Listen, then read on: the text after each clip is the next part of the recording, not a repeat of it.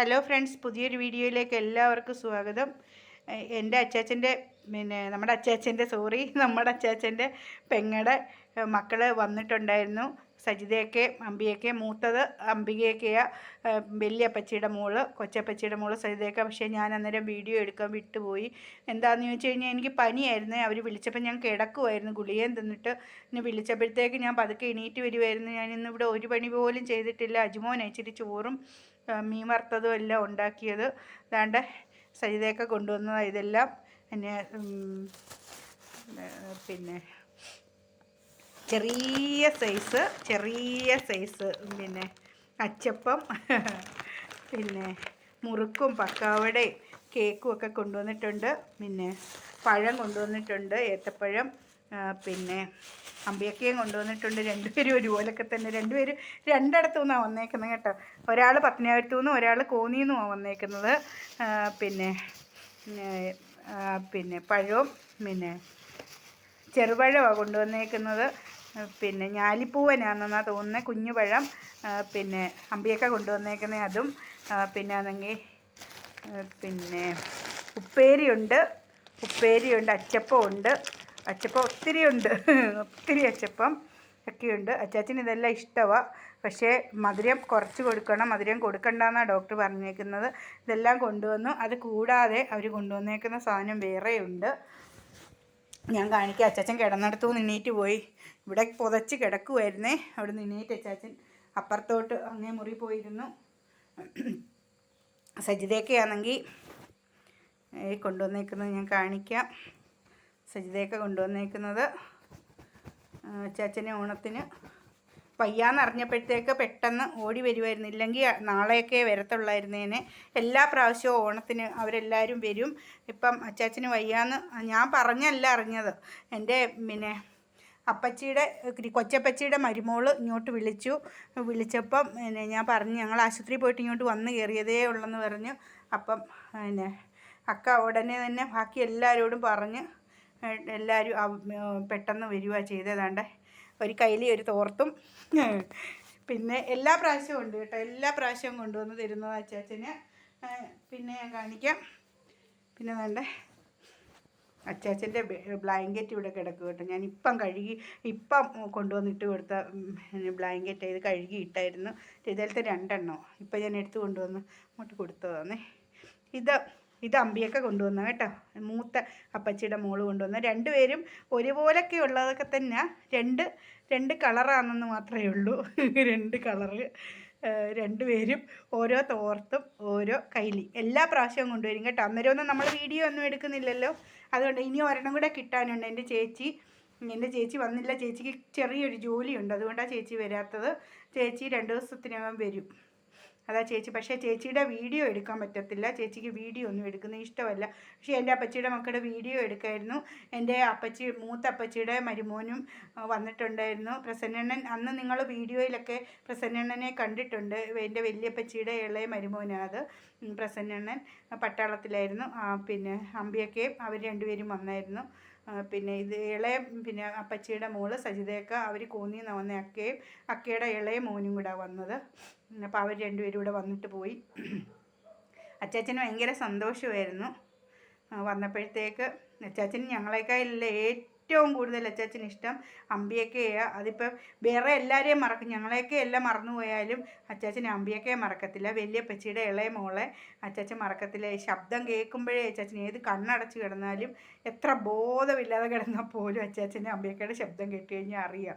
അമ്പിയൊക്കെ പറഞ്ഞാലും എല്ലാം അനുസരിക്കും.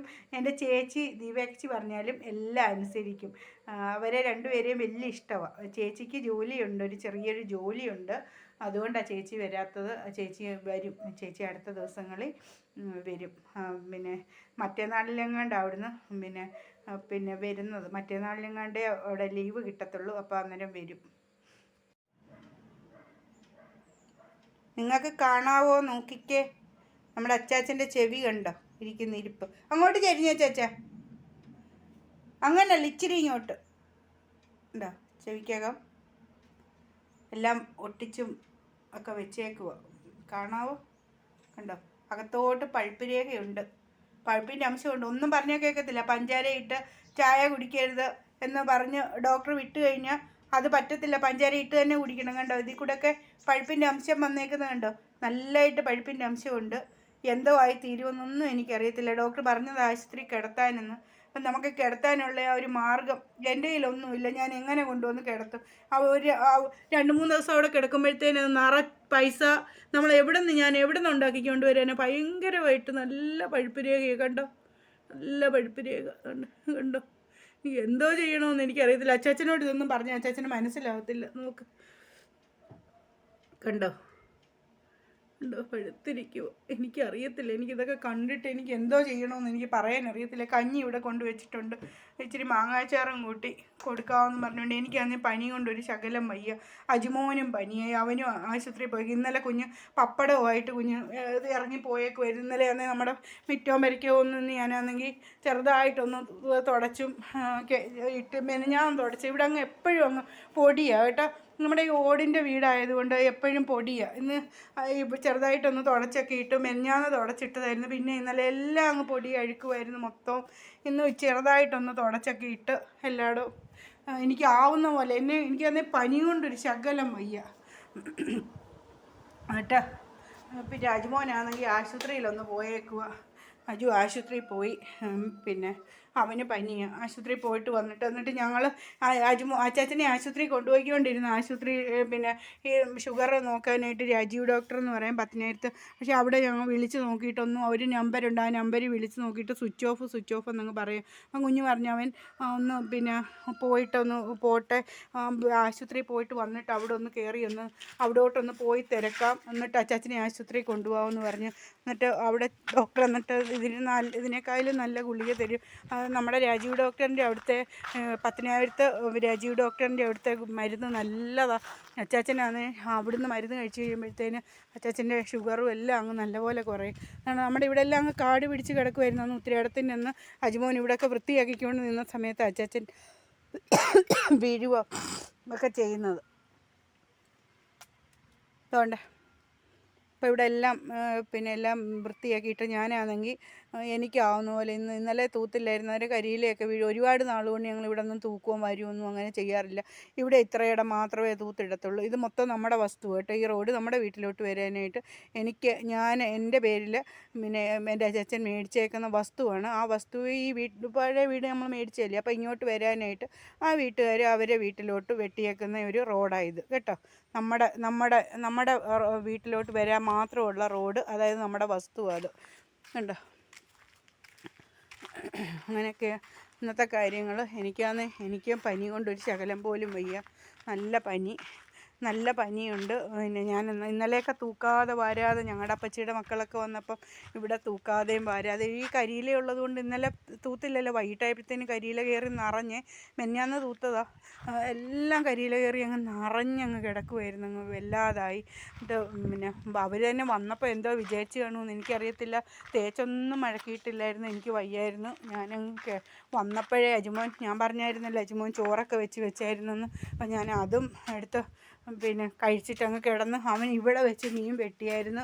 ഇവിടെ വെച്ച് മീൻ വെട്ടിയിട്ട് പറിച്ചിരി പഴുത്ത മീനായിരുന്നു എന്ന് പറഞ്ഞ്. എന്നിട്ട് ഇവിടെ കൊണ്ടുവന്ന് വെച്ച് വെട്ടിയിട്ട് കുഞ്ഞ് കത്രികയെ ഇവിടെ വെച്ചിരുന്ന് ഇവിടെ ഒന്നും വൃത്തിയാക്കിയിട്ടില്ലായിരുന്നു. അപ്പോൾ അതിൻ്റെ ഒരു സ്മെല്ലും ഒക്കെ ആയിരുന്നു ഇന്നലെ ഇവിടെ ഉള്ളത്. എനിക്ക് വയ്യാത്തതുകൊണ്ട് പിന്നെ ഞാൻ ഇന്ന് എല്ലാം കഴുകി അവിടെ എല്ലാം വൃത്തിയാക്കി കഴുകിയിട്ട് ഇവിടെ എല്ലാം ഒന്ന് തൂത്തുവാരി അത്രയും മാത്രം ചെയ്തിട്ടിട്ടുണ്ട്. കഞ്ഞി വെച്ചു. അച്ചാച്ചൻ കഞ്ഞി കുടിക്കാൻ വന്നിരിക്കുമോ, പിന്നെ ചൂടാന്നും പറഞ്ഞ് വെച്ചുകൊണ്ടിരിക്കുമോ. പിന്നെ അതുകൊണ്ട് കഞ്ഞി വെച്ചത് ഇവിടെ ഇരിക്കുന്നു. കുഞ്ഞൊന്നും തിന്നാതാ, വേണ്ടാന്ന് പറഞ്ഞു വന്നിട്ട് തിന്നോളാം എന്നും പറഞ്ഞ് അവൻ പോയേക്കുമോ. അപ്പം നമ്മൾ ഓരോ ദിവസവും നമ്മൾ പോകുമ്പോൾ നമുക്ക് പിന്നെ പൈസ ഈ ആശുപത്രിയിലാവുന്നതിനേക്കാളും കൂടുതൽ നമുക്ക് വണ്ടിക്കൂലിയാണ് നമുക്കാവുന്നത് കേട്ടോ. ജോസ്നയ്ക്കും ചിക്കുനും ഒക്കെ കൊടുക്കാനുള്ള ചോറ് വേവിച്ച് വെച്ചേക്കുവാന്നേ. പിന്നെ വണ്ടിക്കൂലി വലിയതായിട്ടാവത്തില്ല. വണ്ടിക്കൂലി പോലും ആശുപത്രിയിൽ അത്രയും പൈസ ആവത്തില്ല. വണ്ടിക്കൂലി നമ്മൾ പല ബസ്സേലും ഓട്ടോയിലും എല്ലാം കയറി പോകുമ്പോഴത്തേക്ക് ഭയങ്കരമായിട്ട് പൈസ, അതിന് മാത്രം ഒത്തിരി കൂടുതൽ പൈസയാവുക. കഞ്ഞി കൊടുക്കാൻ വെച്ചേക്കുക. ഇച്ചിരി മാങ്ങാച്ചാറും കൂടെ കൊടുക്കുമ്പോൾ അച്ചാച്ചനകത്ത് നിന്ന് കഴിയുമ്പോൾ അച്ചാച്ചനുള്ള ഗുളികകളൊക്കെ ഇരിക്കുന്നത് കേട്ടോ. ഈ ഗുളികകളൊക്കെ കഴിപ്പിക്കണം ഇനി. അജിക്കുട്ടൻ നാണ്ട വരുന്നു. അയ്യോ ചുമയും കൊരയൊക്കെ ആയിട്ട് വേണ്ട വരുന്നേ. ആശുപത്രി പോയിട്ട് ഡോക്ടറെ കണ്ടോക്കളെ. ഡോക്ടറെ കണ്ട്. ആ 10,000 പോയോ? ഞാൻ വിളിച്ചായിരുന്നു ഡോക്ടറെ. മറ്റേ ഫോണെല്ലാം ഓഫോ. മോൻ പോയപ്പോൾ എന്താ പറഞ്ഞു? മോൻ പോയപ്പോൾ അവിടെ അടച്ചേക്കും അല്ലയോ? ഒരു മനുഷ്യരും ഇല്ല. നാളെ തുറക്കും. ആ എന്നാലേ വന്ന് കഞ്ഞി കുടിക്ക് കേട്ടോ. കഞ്ഞി കുടിച്ചിട്ട് കിടക്കരുത്. കഞ്ഞി കുടിച്ച് ആ ഗുളികയും തിന്നിട്ട് കയറി കിടക്കണം, അല്ലേ പനി കൂടും. Thank you. ഇന്നത്തെ വീഡിയോ ഇത്രയേ ഉള്ളൂ കേട്ടോ. അജു വന്നു, പിന്നെ ചേച്ചൻ കഞ്ഞി കുടിച്ചിട്ട് കയറി അങ്ങ് കിടന്നു. വേണ്ട അജുമോൻ കയറി വന്നു. അജു ആകെപ്പാടെ ആശുപത്രിയിൽ പോയതാ കണ്ടോ, തലമുടി പോലും ഈരാതെ. അജു സ്റ്റൈല്, അജുവിൻ്റെ സ്റ്റൈൽ ഇതാ കണ്ട കിടക്കുന്നു. അച്ചാച്ചന് ടെൻഷനൊന്നും ഇല്ല, പണ്ടും ഇല്ല ഇപ്പോഴും ഇല്ല. ഒരു ടെൻഷനും അങ്ങനെ കൊണ്ട് നടക്കും. എല്ലാം അച്ചാച്ചൻ വെരി കൂളായിട്ട് കൊണ്ട് നടക്കും. കണ്ടോ കിടക്കുന്നത് കണ്ടോ. പക്ഷെ നമ്മൾ എന്തോ ചെയ്യണമെന്നറിയാത്ത വെപ്രാളത്തില്ല. Thank U.